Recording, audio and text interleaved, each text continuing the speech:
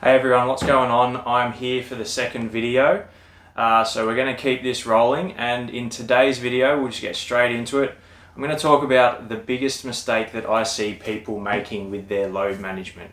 So this is going to be in the context of injuries and rehab, and I want to make it clear that obviously this can apply to many different things in terms of training, but this is specifically for people who are getting recurring injuries, they're having flare-ups, and they're having consistent setbacks, okay? So the main issue that I see in people who are active, they're amateur athletes or they are fitness enthusiasts. So main issue that we're going to have here is that these kind of people have the mentality that it's very all or nothing. So what do I mean by that?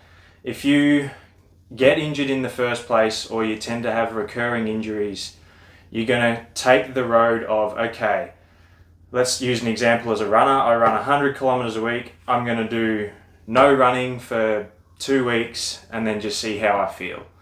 And for that 2 weeks, they'll either do just biking, or you'll get on the cross trainer, or you might even go swimming instead. And then after that 2 weeks, they come back and they try running again back at their habitual volume, and that if that's 100 kilometers per week, they go from 100 down to 0 and then back to 100 again, okay? And this is an issue because barring any major acute injuries that require you to rest that much, it's just usually not necessary.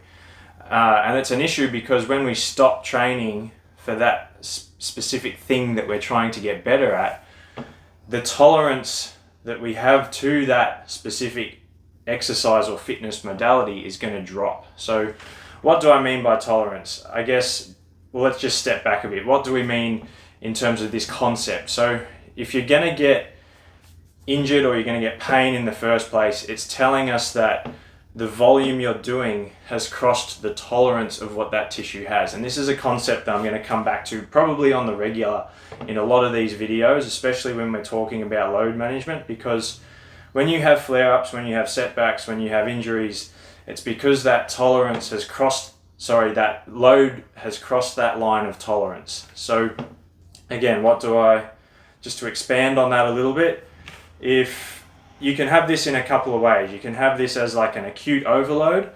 So acute overload will mean something along the lines of, if you're running along, you step on a piece of uneven ground that you didn't necessarily see was going to be there, and you roll your ankle, you feel a little bit of a pop in the ankle, and we've potentially torn some ligaments there. So that's like an acute overload of that tissue. The tissue gets injured, and then we need a period of time for that tissue to then recover and regain its tolerance to loading. So that's like an acute example where you get an injury. You can get then like a more like chronic type example where the load has crept up or stayed the same over time. It slowly got there, but the recovery just hasn't necessarily matched the work.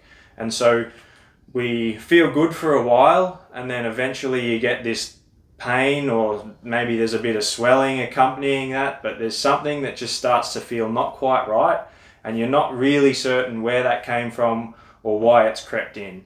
And that could be during the activity that you're doing, or it could be floating in maybe afterwards, whether it be, say, that evening, during the night, or the next morning when you're waking up. So that's more of like that chronic type of overload. So getting back to this all or nothing mentality and how to look at this. So most people, when they have this all or nothing mentality, they're shooting themselves in the foot when they take time off and then they come back to just habitually doing what they're doing again.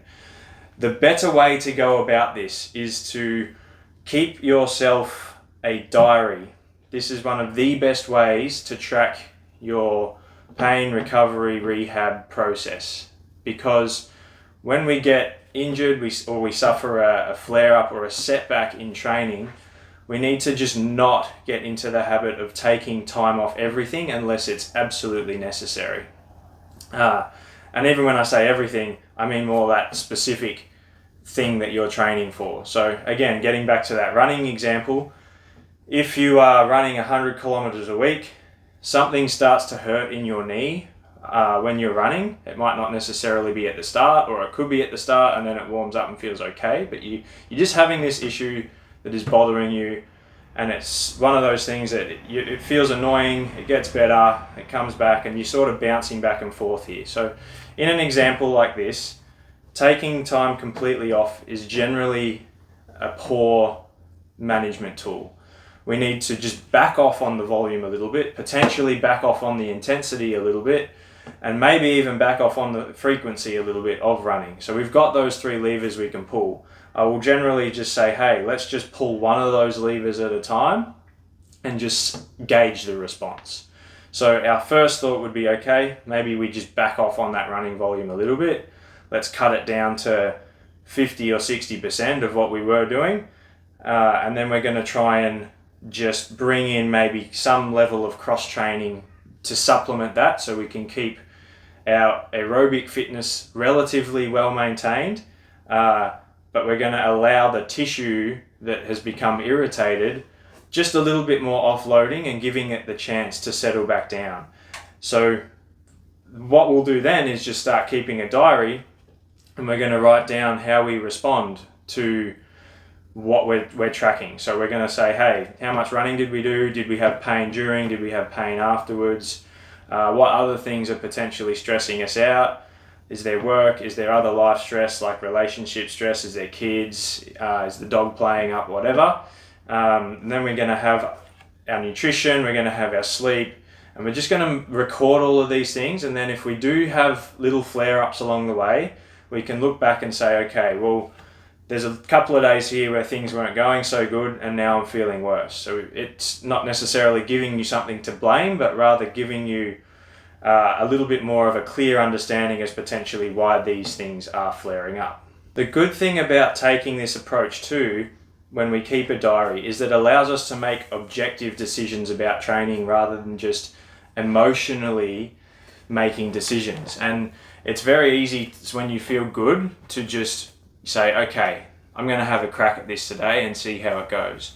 Usually that won't work well.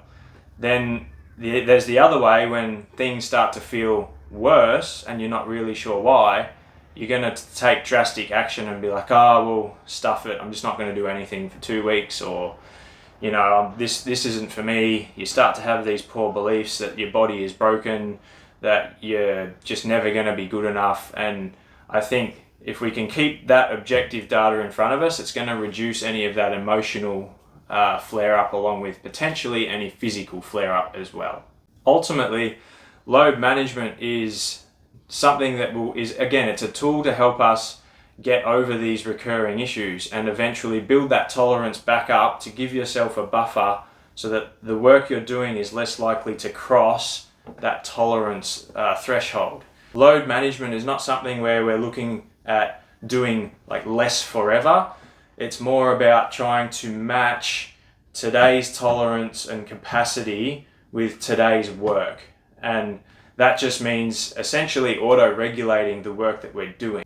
And I could go into auto-regulation again in another video and how we can use that to our advantage. In terms of like load managing recurring issues that active people and, like I said, amateur athletes and fitness enthusiasts have, it's something that is definitely modifiable using an appropriate load management approach. And if we do this right, generally we can get back to the point of training without having to be scared that we're going to get injured, and without having to be fearful of recurring issues and flare-ups, and just not having a fun training process overall. Because ultimately we're doing this because we enjoy it and because we want to see some continued growth in an area in our life. And for those who have chosen the physical aspect, you want to be able to pursue it without, like I said, that fear of an issue arising and causing you a setback or to derail progress. Because ultimately, if you can train with higher volume more consistently and recover from that, then you're probably going to have a better outcome, and overall you're going to have a better time doing it when you don't have to worry about things hurting you in the short term or the long term. If you found some help out of this video, please do like and subscribe, share it if you find it could help someone else as well. I am going to continue to make videos like this. Load management has become something that I'm very interested and passionate about, so I'm going to continue to make videos surrounding this topic and how to help people who have recurring issues get over those recurring issues in the long run. So thanks again, and I'll see you in the next one.